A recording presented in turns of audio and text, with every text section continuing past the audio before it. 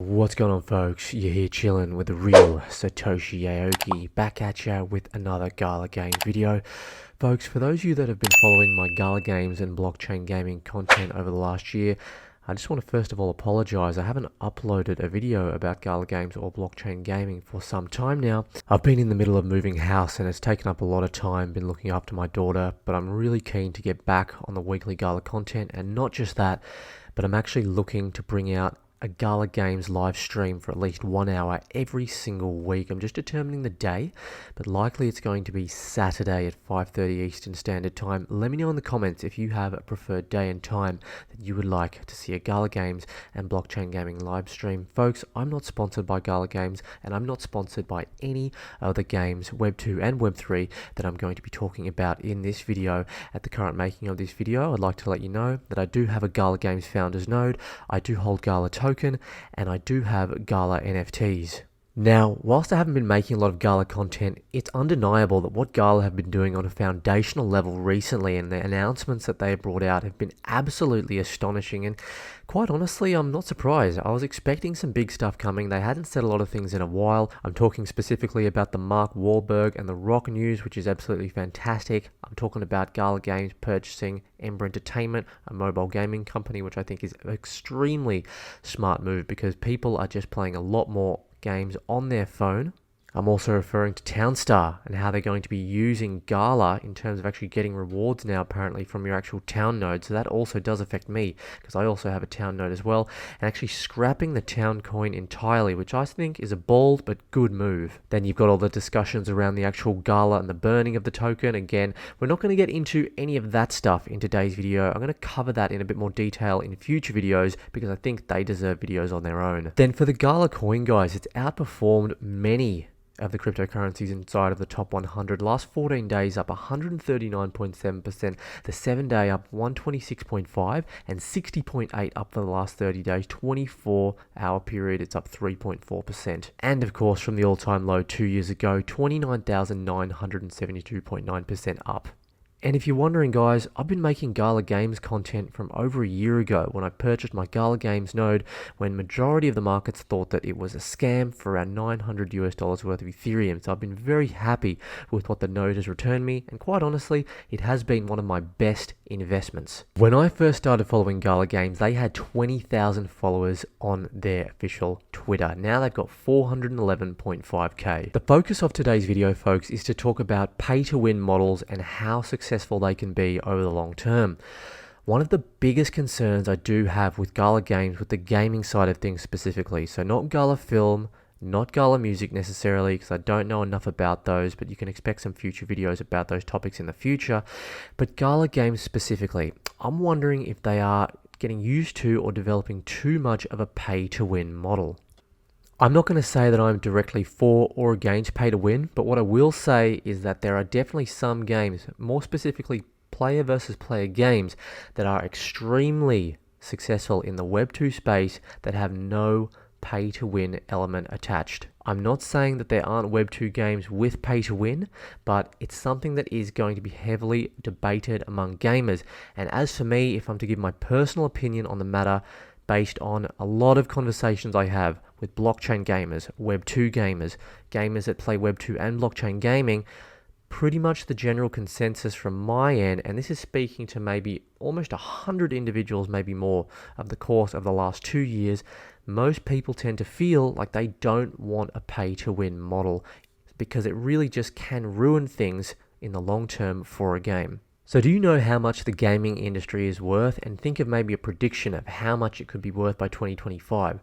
The global gaming market is set to reach $256.97 billion by 2025, with more than 3.2 billion people worldwide playing games. Then as for blockchain gaming itself, guys, with the US dollar worth of 4.6 billion in 2022, so significantly lower still versus traditional gaming, and it's expected to be at around 65.7 billion by 2027 if the technology and application of blockchain gaming continues to grow. This is based on a compound annual growth rate of 70.3%. Now, of course, folks, these are all just estimates and speculations, but it's undeniable that the traditional gaming industry has been around for centuries. Now, Based on that information, I think most of us can probably agree that the traditional gaming space is not going anywhere. Blockchain gaming, being an application of traditional gaming, that's basically the way I would define it, it's still kind of a model that's being tested. There's no guarantees at all, whereas the gaming industry itself is most definitely solidified.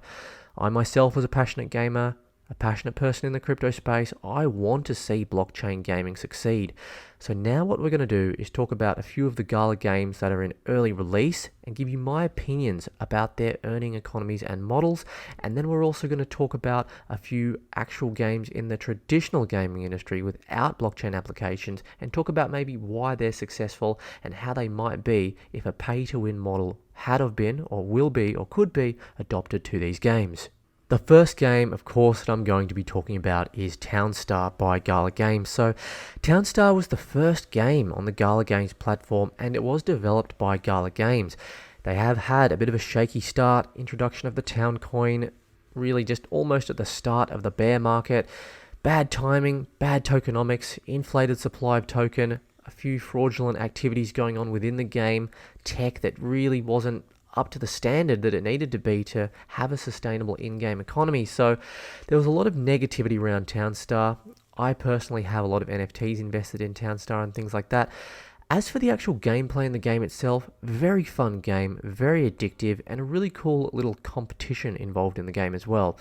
Now, when it does come to pay to win, is Townstar a pay to win game? I think it's undeniable that Townstar is pay to win because you can just go ahead, use your real world money, buy stuff to basically make you do stuff faster on your farm. Alright, so this becomes relevant when you're going into a competition up against somebody else.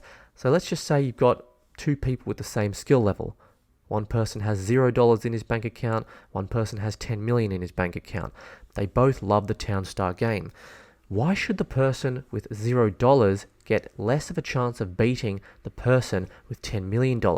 They both love the game equally. Or even worse, what if the person that has $0 in the bank really loves Townstar and the person with 10 million only likes it a little bit? This poor guy or girl who's playing with $0 worth of NFTs in the competitions is going to generally find it very, very hard to win. Now, I'm not saying that they couldn't necessarily win based on skill alone, but it kind of cuts this person out. And some people might say, well, just keep playing and grinding until you can afford it. Well, maybe not. What if this person has an internet connection but lives in a country like Venezuela or Cambodia? They simply do not have the opportunities as someone that maybe lives in the United States, the UK, Australia.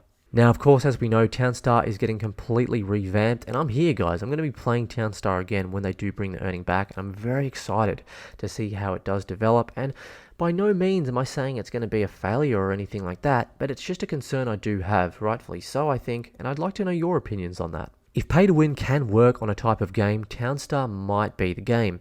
Yes, there are competition PvP modes, but as for myself personally, I never got involved in those challenges because personally I just didn't feel like I was good enough at the game, but I do like to have it on in the background and it's kind of fun and satisfying to see your farm develop and grow.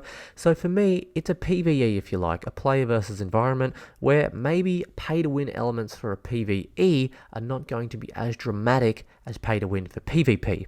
Now folks, SpiderTanks by Game Media is a bit of a different story. It's a MOBA, it's PvP. You can currently play on pilot mode where you don't actually need NFTs to play. You can actually borrow NFTs that people buy and lend out. One of the downsides about SpiderTanks is that you can just pay $1 million for a legendary tank, and if you team up with another two legendary mates who also have $1 million in the bank account, you can basically just go around and school everyone. The only way you're going to lose is if you're literally extremely bad and you can't even hit any targets at all. My opinion though is SpiderTanks, really, really fun game. My type of game, high intensity, PvP, and for the most part at the moment, I'm really enjoying the game. I've only had a few experiences, so for example, if I play maybe 10 games, right, maybe 1 or 2 of those games, I'll just be like, well, I might as well not even play because there's literally no way I can beat these legendaries and the matchups are just not good enough. Of course, it is still very early in the SpiderTanks game. I do think in order for pay to win to work, they have to be meticulous in their matchmaking. What do I mean by that? Well, if people just want to go around and pay $1 million a tank and school everybody with their legendaries, then they should have to wait longer in queue until they're matched with someone else that has a team of 3 legendaries. So I think they have to be really really precise and really invest a lot more in the AI that creates the matchmaking process, okay? If the matchmaking is done properly, maybe the pay to win can work. But generally speaking, if you're a player that comes in, maybe you do want to buy NFTs, you invest a few hundred or you invest nothing, and you simply are just getting schooled, you're going to have a bad experience, okay? I know this because many people have played SpiderTanks and they've never played again. I'm not one of them, but many people have, and you need to expect this, okay? You can't just say, oh, this is the model and this is what we're going to do. No. If you want to grow over a 5-year period, you need to appeal to the masses of traditional gaming. And I'm telling you right now, I think that the masses of traditional gaming would really like the game SpiderTanks in terms of the gameplay, but as soon as they experience the negative side of the pay to win at the moment, they're going to have a bad experience. A lot of them will leave and they will never return. So I don't think it's all done and dusted, okay, but I do think some consideration needs to go into it. Now, the third game, of course, the second game by Gala Games, and arguably the game that's going to make or break the Gala Games game side of their actual project. You guessed it, it's Mirandus. So, look, we haven't actually been able to play Mirandus to actually experience how much the pay to win will affect Mirandus, but it is without a doubt pay to win, in my opinion. You buy exemplars, you go in, you different exemplars, whether you got a dwarf, an elf, a human, an orc, they all have different skills and abilities and things like that. You know, more endurance. If you've got sort of different dwarves, you can carry more mining load, you can mine more effectively. So you're effectively paying to further yourself in the game, okay? There's a human exemplar where you can ride on horses faster. There's elves that have really powerful magic and things like that, which are, I think, probably going to be pretty overpowered when we get into the game. Now, in a sense, that's pretty cool. I'm not necessarily against the idea of having these exemplars, but it's yet to be seen how much this will affect the in-game situation, okay? If it's less about PvP and more about PvE and going around and just versing like, you know, AIs and things like that, or NPCs, then I think the pay to win, it might work, okay? But if this game sort of stretches a bit more into the PvP side of things, and if there is a large element of the game where you have to, you know, go in clan battles with other clans that have also got their exemplars and NFTs, then there could be a lot of complaints that do come with that down the line. So it's definitely a consideration, but it's hard to make a judgment on it right now, but I hope it's something that they're thinking about. Now, I'm someone where if I lay out some criticism about something, I always make sure that I try and wrap it up with a positive, or maybe just talking about a way that I think it could be improved. Take Fortnite, for example. I'm just going to give you a situation here to think about. What do you think it would be like if you could just jump into Fortnite, pay $1 million, get the best guns, and just go and kill everyone, and you've got no experience in the game? Or maybe you could just pay $2 million, go into the game, set off an atomic bomb, and then everyone in the level would die. That's essentially what a pay-to-win model is. How do you think the people that have spent thousands, maybe hundreds, maybe 10,000 hours playing Fortnite, developing their honest skill level in-game, how do you think they would feel about that if they adopted that model? Do you think that would be good or bad for the game? I think personally it wouldn't be good. Fortnite has an economy based on skins, okay? So this ninja skin here, I don't know if it was a purchase skin, but you can still have an in-game NFT economy, but not increasing the actual pay to win elements, okay? So you can just have this skin, but it doesn't give you any in-game benefits. People are still going to buy the skins because they want to have a unique identity within the metaverse or within the game Fortnite. So absolutely it can still work. I don't know if it can be as lucrative. It's not as easy maybe to sell someone a skin that does nothing in game versus selling someone a skin that gives you invisibility, for example, which is clearly a pay to win advantage. So I'm just trying to give you that as a bit of context. Fortnite is clearly one of the most successful games of all time, and a big reason of why it's successful is because it's not pay to win, it's solid PvP, it's good gameplay, but it still has a good skin economy. So let me know what you think if Fortnite would have adopted pay to win and how that would affect the game. Another extremely successful game, and one of the games that I've been most addicted to for many, many years, Dota 2. Folks, in Dota, it's a MOBA, similar to SpiderTanks, except it's 5v5, and you've got to destroy your enemies and take over the Ancient, and you've got creep waves and things like that. Now, again, guys, this has no pay-to-win element when it comes to the actual gameplay. It's purely based on skill. Now, for those of you that play League of Legends or Dota, how do you think people would feel if you could just pay $1 million and come in and supercharge your character, increase your speed, increase your attack, maybe have a special, you know, shield perks or lightning bolt damage, or look, it could just be anything. How do you think that would affect the actual game itself? I personally think it would absolutely destroy Dota 2, and there's no way you could have a fair esports tournament. I mean, when you think of competitive paid gaming esports, is that not the direction that we want to go with blockchain gaming? How can you have a fair esports competition if people can just pay to win the game? I mean, I don't want to jump to any conclusions here, but I think a lot of people would actually argue that that's just straight up cheating. Whether you pay for it or not, it's cheating to give yourself that in-game advantage, and it takes away from the experience of players actually needing to actually grind for hours and hours in the game, creating their skills, discovering new metas, and having a true, fun, equal experience that doesn't give advantage to anyone based on their pay packet. Another extremely popular game is Runescape. Now, Runescape is probably one of those games that may not be affected as much from a new pay-to-win model because you've got PvP when you go into the wilderness, but a lot of the game of Runescape is actually PvP. NPCs like this here, for example, this little wizard or something is versing some kind of monster, okay? So if this person decides they want to buy $1 million worth of stuff to kill this monster easily and progress, then maybe it's not going to be as bad, similar to a way in which WoW works, okay? But still, I think, the PvP is generally going to be a negative. Again, I don't really know exactly how RuneScape is now. It's a game that I used to play over 10 years ago. When I paid, you paid for a membership, but you couldn't actually pay for any in-game items or anything like that, all right? Well, you could pay for them, but not in a way where they weren't discovered or anything like that. So, for example, if you wanted to get like a rune armor or really grind in the game, you had to actually take your time and grind, get the gold, and actually buy those items. Now, some people might say, well, there actually is a black market for RuneScape where you can actually buy RuneScape coins in real life, so maybe that's considered an element of pay to win, and I totally agree, but I think that side of the game is not really a side of the game that is positive. Again, folks, if you can just come in, pay to win, there's a guy that's been playing for 100 hours with no money, he's grinded, got the gold, and then there's someone that just comes and gets the same stuff for like $1 million and just kills that person. I mean, what do you think? Is that fair?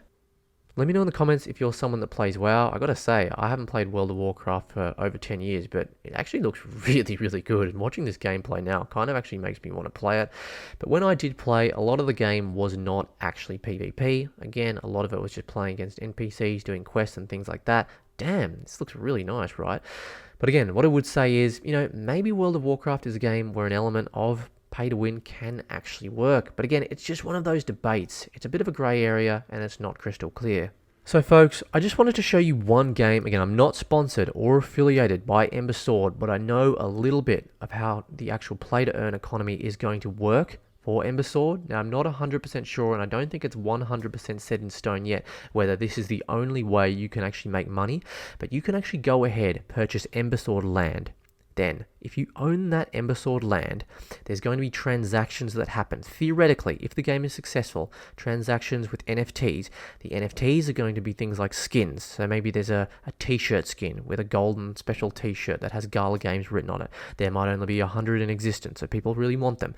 Every time someone trades that, you get a trading fee, okay? The trading fee, a percentage of that is going to go to Ember, and a percentage of that will go to landowners. So, theoretically, if skin trading is at all-time high volumes, if player base is increasing and people are continuing to buy skins and in-game items, then the landowners should be able to own passive income without destroying the economy with a pay-to-win model. Now, as far as I'm aware, Ember are very strict about the idea that they absolutely do not want to have a pay-to-win model because they don't think it's a sustainable model and they don't think it's going to attract genuine gamers. I'd be interested to know what you think about this. In my mind, when I think about this logically, I think it makes sense. And the reason why I think it makes sense is because look at games again like Rust, Dota, Fortnite, 3 of the most successful games of all time, all not pay to win, and they all have in-game skin economies where you can already purchase skins from Steam and you can even sell them for actual Steam points, I think. So let me know what you think about that. So at the end of the day, folks, it really is quite a big debate. Is pay to win good or bad for blockchain gaming and gaming on the whole? I think personally, to really summarize, when it comes to player versus player, generally, whether it's only a PvP game or whether it's a PvP and a PvE game, I don't think pay to win's good, because people can just come in with no experience and kill people who have spent thousands of hours playing and getting better at the game. That's my opinion on that. However, if it is just an NPC, a player versus environment game, then I think it can possibly work, all right? I still think that people are going to be pretty upset even when they play because, you know, people can still upskill or get better at the game faster than other people, but at least people can have a fun experience without going into a PvP setting. So I do think there is a place for that in the long term, and I do think it can work. And really, I just hope that Gala Games are aware of this. I hope that they are aware of the idea that they should be encouraging these game development studios to mix it up. Let's not have every single game on a pay-to-win model. Let's have some games that are not pay-to-win. Let's have some games that have adopted what Fortnite have adopted, what Rust have adopted, what Dota 2 have adopted, okay? What maybe Ember are looking to adopt. These economies where it's just based on the transaction volume of skins, people can make money that way. And I think that with a mixture of different games, that would be the best way to go forward. Of course, there's going to be so many games on Gala Games, which I'm so excited for. Not all of them are going to be successful. In fact, probably most of them won't be. But so long as just a small few are really successful, then I feel really bright about the future of Gala Games. But again, folks, I just felt like no one's really talking about this. You know, YouTube is just full of people just either fudding the hell out of Gala Games or shilling the hell out of Gala Games for whatever reason. But I just want to bring you the unbiased facts and talk about a talking point that I feel very passionately about that I haven't managed to talk about in a long time. So I'd love to know your thoughts. Hope you enjoyed it. Like if you did enjoy it, subscribe if you did enjoy it, turn the notification bells on, and we'll look forward to seeing you in the next video. Cheers.